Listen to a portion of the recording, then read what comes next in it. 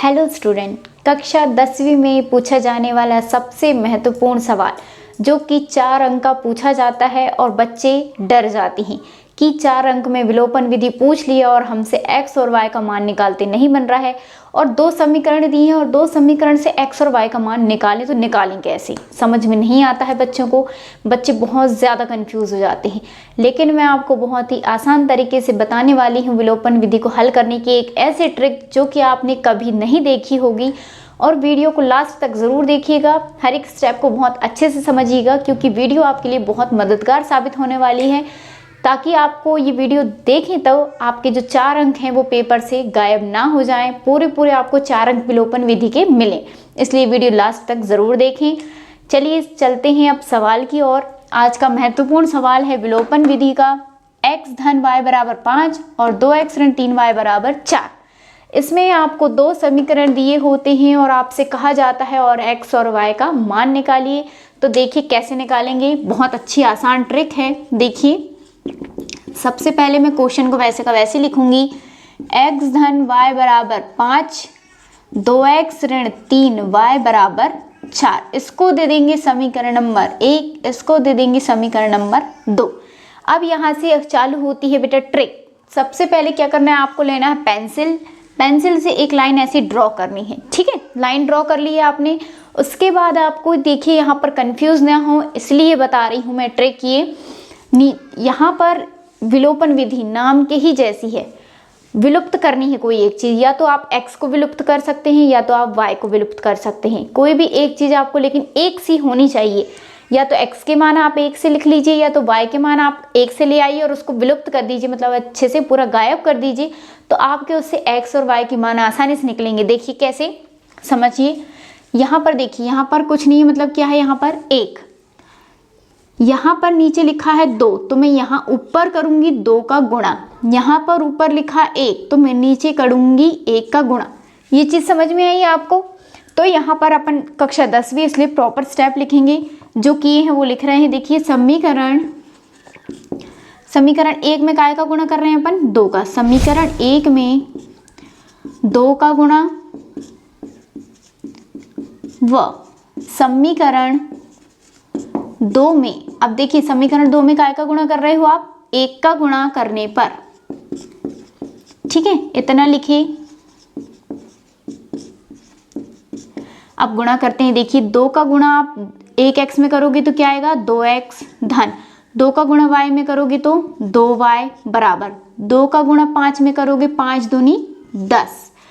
अब यहाँ पर 1 का गुणा आप इस पूरी संख्या में करोगे तो पूरा सेम ही आएगा। 1 का किसी भी संख्या में गुणा होता है तो सेम ही आता है, इसलिए दूसरी वैसी की वैसी लिख दे रही हूँ मैं। 2x ऋण 3y बराबर 4। अब यहाँ पर देखिए आपका 2x मैंने बताई थी ना, 1 से आना चाहिए। x या y कोई भी एक चीज़ का आप मान 1 से ले आइए और उसे हमेशा के लिए गायब कर दीजिए। अब देखिए 2x 1 से आ गया है।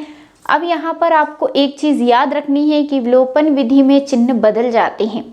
धन का है तो ऋण का हो जाता है, ऋण का है तो धन का हो जाता है। अब देखिए यहाँ पर 2x आपका धन का है तो ये बदल जाएगा ऋण में, ये ऋण का है ये बदल जाएगा धन में, ये धन का है ये काय में बदल जाएगा ऋण में। आपको प्रॉपर ऐसे ही सफाई से लिखना है ताकि यहाँ पर जो एग्जामिनर है आपका जो चेक करेगा कॉपी, उसको कोई भी कंफ्यूजन ना हो कि आपने यहाँ पे क्या कर दिया है। ठीक है, स्टेप बाय स्टेप करेंगे।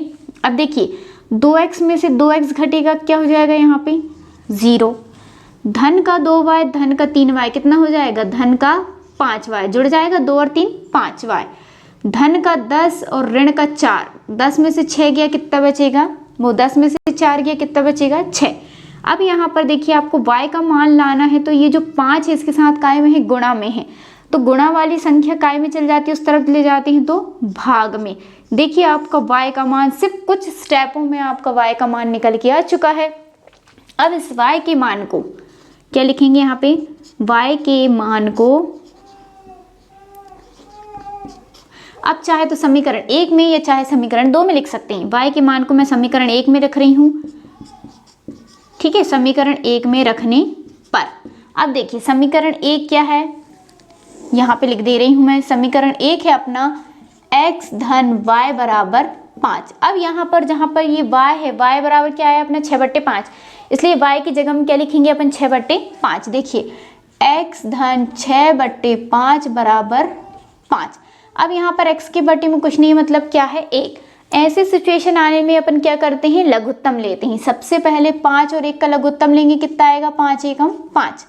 यहाँ से अपन कर देंगे तिर्यक गुणा, 5 का गुणा x में होगा कितना आएगा 5x धन 6 का गुणा 1 में होगा 6 एकम 6 बराबर 5।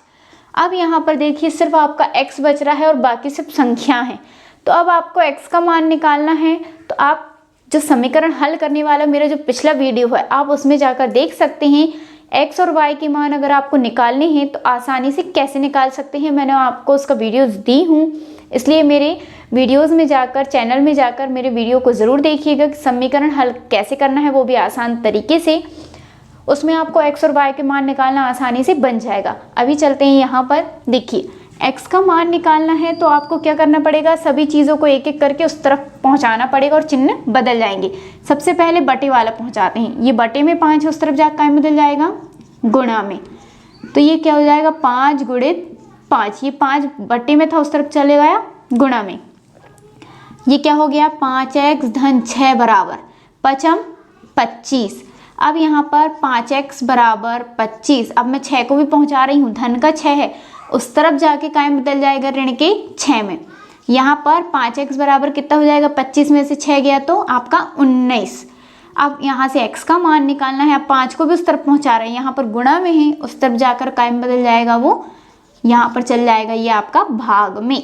यहाँ से आपका x का मान निकल के आ चुका है, x बराबर है आपका 19/5।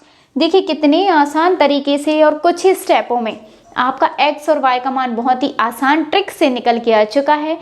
इसलिए आप मुझे कमेंट्स में बताइएगा आपको ये वीडियो पसंद आया या नहीं आया, या कोई डाउट हो तो आप मुझसे कमेंट्स में पूछ सकते हैं कि कौन से स्टेप आपको समझ में नहीं आई। मैं आपको दोबारा फिर से समझाने की पूरी कोशिश करूँगी।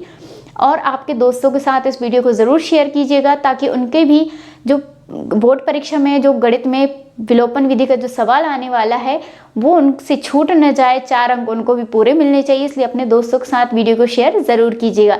और ऐसे ही महत्वपूर्ण सवाल देखने के लिए कक्षा 10वीं के हमारे चैनल को सब्सक्राइब करना ना भूलें। धन्यवाद।